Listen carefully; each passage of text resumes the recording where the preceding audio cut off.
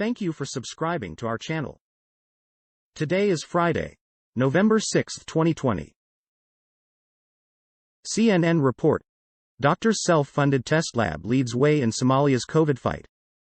Having scraped money together following medical studies abroad, Somali doctor Abdullahi Sheikh Ndini opened Mogadishu's first advanced diagnostic laboratory in January. Its arrival could hardly have been better timed because, just 2 months later, the coronavirus epidemic reached the Horn of Africa country.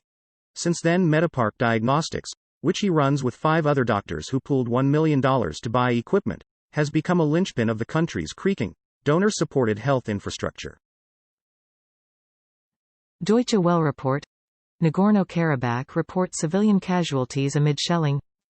At least 3 civilians of Nagorno-Karabakh's largest city were killed during overnight shelling by Azeri forces as Baku pushed its offensive to gain control over separatist territory for a 6th week in a row. Local authorities said a woman and her 2 grandchildren died in the same house in the regional capital, Stepanakert, after rockets and artillery shells hit residential areas. The strategic city of Shushi, 15 kilometers 9 miles to the south of Stepanakert and the enclave's second largest city, was also attacked overnight. Al Jazeera report. U.S. sanctions Lebanon's Gibran Bassil, citing corruption. Beirut, Lebanon. The United States has sanctioned top Lebanese politician and Hezbollah ally Gibran Bassil over alleged corruption, marking the highest-profile sanctions to date leveled against an ally of the Iran-backed group in Lebanon.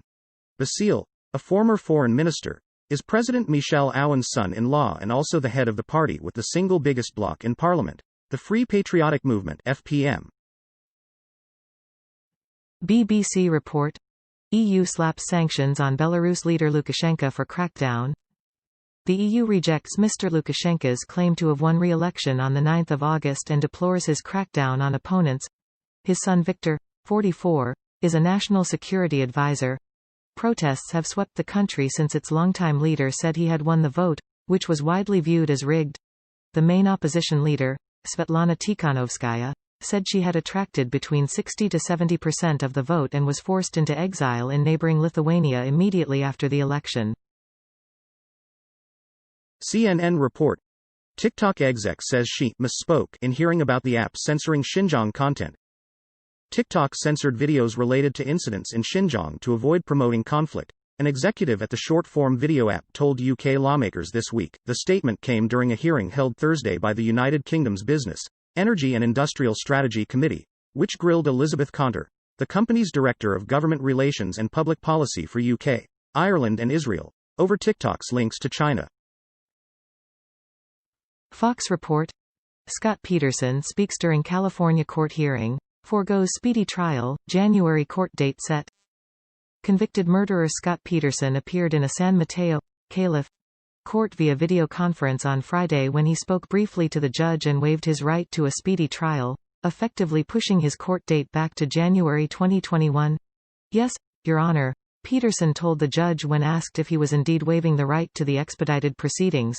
If he had not done so, his trial would have been set to have begun on November. Fox report. Connecticut rapist nabbed in Florida after 44 years on the lam and assuming dead child's identity. Florida federal prosecutors have announced the capture of a fugitive Connecticut rapist after he went on the lam 44 years ago and who they say assumed the identity of a 5-year-old who died in 1945. Douglas Bennett, 76, a former drama department instructor at Mount Holyoke College, the prestigious private liberal arts college for women, was taken into custody in Clearwater, Florida, where he had been living for years. BBC report. South Africa deports African migrants after protests. They are mostly from African countries and were demanding to be resettled outside South Africa. Canada was some of the migrants' preferred choice, said South Africa's Home Affairs Department in a statement. Their sit-in began outside the offices of the UN's Refugee Agency (UNHCR) in Cape Town in October 2019. Hundreds of people took part in the protest campaign, which lasted 5 months, and saw the migrants occupy a church where they were given refuge. Fox report. Russian MPs introduce bill to give Putin lifetime immunity from prosecution. Russian lawmakers have introduced legislation that would provide Vladimir Putin lifetime immunity from prosecution if and when he leaves office, according to reports. Current laws protect the sitting president from liability for crimes committed during their terms, but a parliamentary group proposed to extend these immunities beyond the president's term, the Moscow Times reported. The bill secures immunity guarantees for ex-presidents beyond the terms of their presidential powers. Senator Andrei Klishas, the group's co-chair, was quoted when speaking to reporters.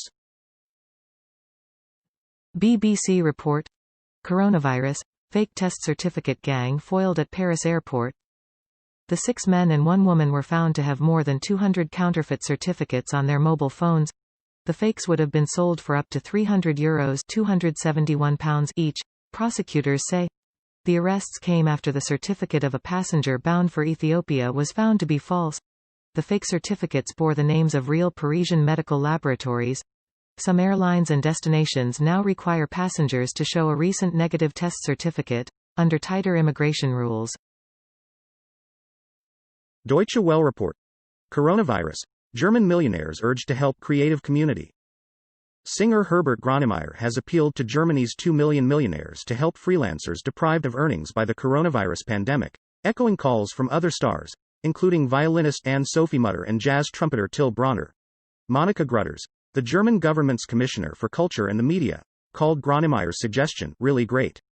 For months, Grütters has faced calls from artists warning that many of them cannot access a government unemployment scheme designed to help those furloughed in salary-based sectors. Al Jazeera report. Hotspots in 4 countries on brink of famine, UN warns. Hotspots in 4 countries, Burkina Faso, Yemen, South Sudan and Nigeria, are on the brink of severe levels of food insecurity and could potentially fall into famine within 3 to 6 months as the coronavirus pandemic erodes people's ability to access food, a new United Nations report warned on Friday. The Early Warning Analysis of Acute Food Insecurity Hotspots report conducted by the Food and Agriculture Organization (FAO) and the World Food Programme (WFP) found that millions of people who were already facing hunger are on the brink of famine as the pandemic plunders employment, disrupts agricultural activities, slashes remittances and sends crude prices spiraling. CNN report. Officials say Defense Secretary Mark Esper is prepared for possibility Trump may fire him.